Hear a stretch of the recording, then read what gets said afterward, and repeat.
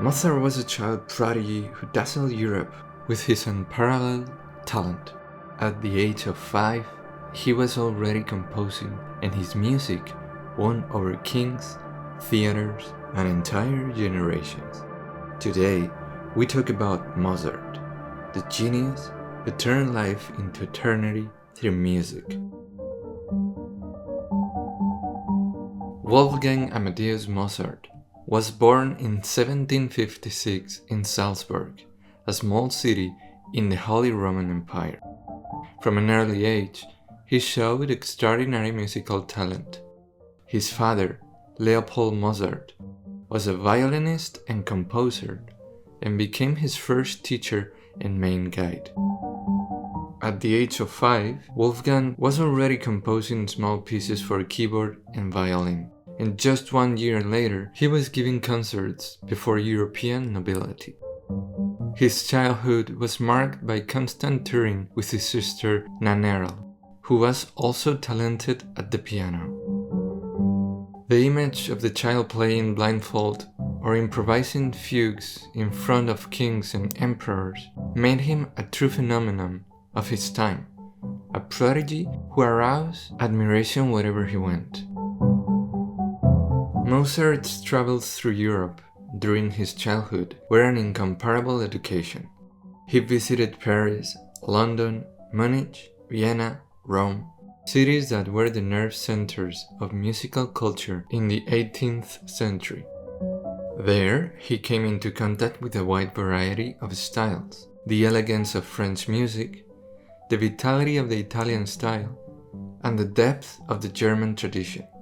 An anecdote that shows his genius occurred in Rome when he heard Allegri's famous Miserere in the Sistine Chapel, a work that was forbidden to copy. By the way, if you like my video, subscribe to my channel and continue discovering how history and art connect us to the eternal.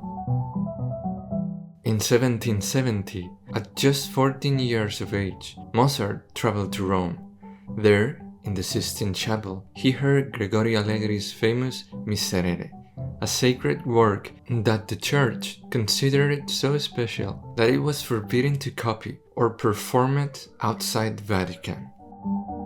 It was only performed during Holy Week and in secret as an exclusive treasure of the papal liturgy. Mozart, however, upon hearing it for the first time, memorized it note for note. When he got home, he transcribed it entirely from memory. And on his next visit to the chapel, he corrected the few details he was missing. The prodigy left everyone stunned. What had been hidden for more than a century had escaped thanks to the perfect ear of a teenager. When the Pope found out, far from punishing him, he recognized the greatness of his talent and decorated him. This anecdote sums up the essence of Mozart, someone capable of capturing the sacred with almost miraculous ease. In his short life, Mozart composed more than 600 works, an impressive number considering that he died at the age of just 35. His operas mark a turning point in the history of music. The Marriage of Figaro, Don Giovanni, and the Magic Flute are not only musical, but also deeply theatrical, with characters full of humanity, desires, and contradictions. His symphonies, such as No. 40 in G minor or No. 41, known as Jupiter, display a melodic and a structural richness that still surprises musicians and listeners today. His piano concertos, many of them written to be performed by himself, redefine the genre, combining virtuosity with intimate emotion. And finally, his Requiem, his last work, which remained unfinished at his death and shrouded in mystery, which has fueled the legend of his figure. Behind the myth of genius was a man who constantly struggled against adversity. Mozart was not always understood by the courts and patrons of his time. His independent nature, his refusal to be a mere servant of the nobility, and his desire for freedom caused him to lose important supporters. Despite his fame, he spent much of his life facing financial problems, which forced him to give private lessons, tour, and accept poorly paid commissions. On a personal level, he married Constance Weber, with whom he had 6 children, although only 2 survived. His letters reveal a cheerful and playful man with a sometimes irreverent sense of humor, but also very sensitive, capable of expressing in his music deep emotions ranging from the brightest joy to the darkest sadness.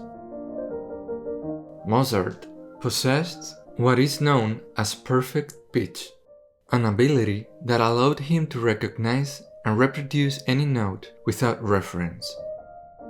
He could improvise for hours, transform popular melodies into complex variations, and remember entire works after hearing them only once. Despite his genius, he had a playful, even eccentric character, and many of his letters contain scatological jokes that reveal a very human and down-to-earth side to him. He is also known to have enjoyed games, dressing up, and the company of his friends. This contrast between the everyday man and the sublime creator makes him an even more fascinating figure.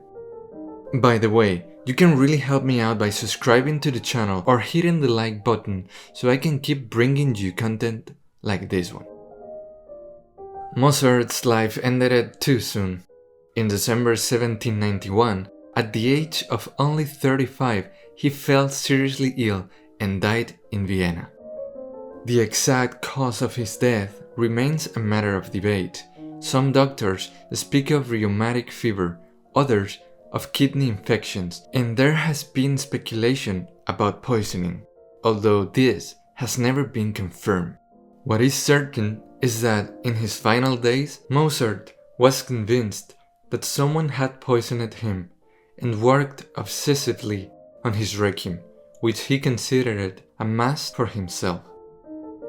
He was buried in a common grave, which was customary for people of his social standing, but the fact that there is no monumental tomb has contributed to surrounding his figure with an aura of mystery. Mozart's music is a unique phenomenon because it combines 2 qualities that are rarely found together: simplicity and depth.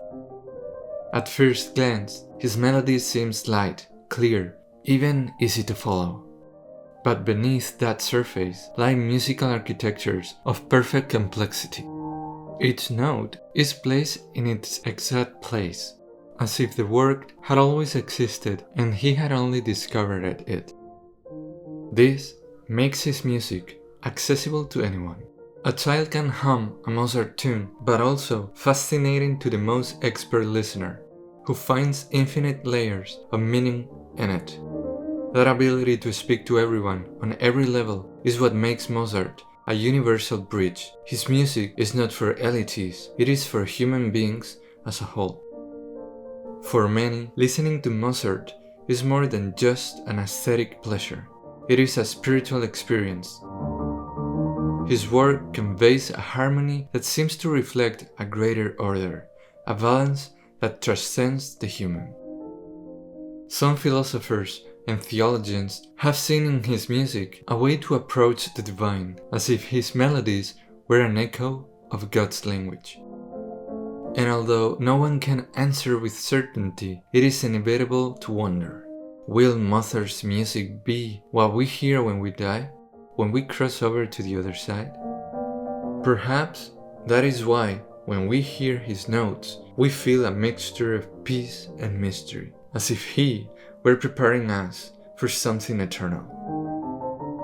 His music reminds us that the ephemeral nature of life can be transformed into immortal beauty, and that perhaps in some corner of the universe, his melodies continue to resonate like a hymn of welcome. Today, more than 2 centuries after his death, Mozart is still considered one of the greatest geniuses in universal music. His work is a bridge between classicism and the deepest expression of the human soul. Listening to Mozart is like entering a world where reason and emotion coexist in perfect harmony. His music has inspired generations of composers, accompanied cultural revolutions, and continues to move millions of people around the world. Many say that his melodies convey something that transcends the human experience, as if they were a reflection of the order of the universe.